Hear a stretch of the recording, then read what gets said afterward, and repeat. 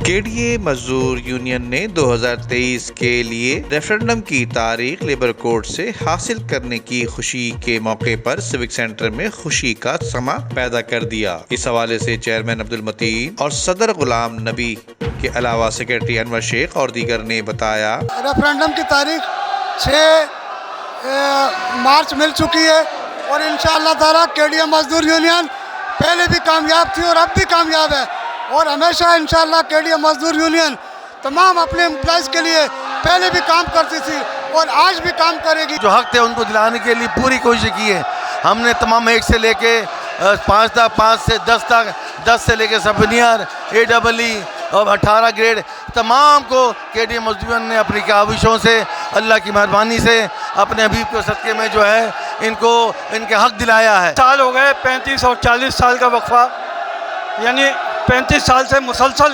KDA मजदूर union मुलाजमीन के लिए जद्दोजहद कर रही है। ये नहीं है कि रिटायर्ड लोगों पर मुश्तमिल है, इसमें हाजिर सर्विस भी हैं।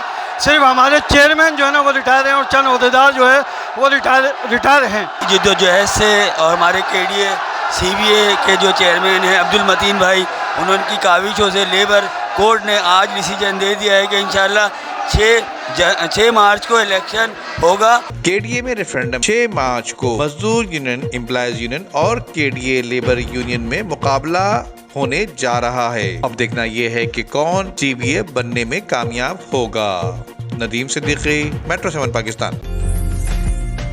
उम्दा में पकाएं और जी भर के खाएं।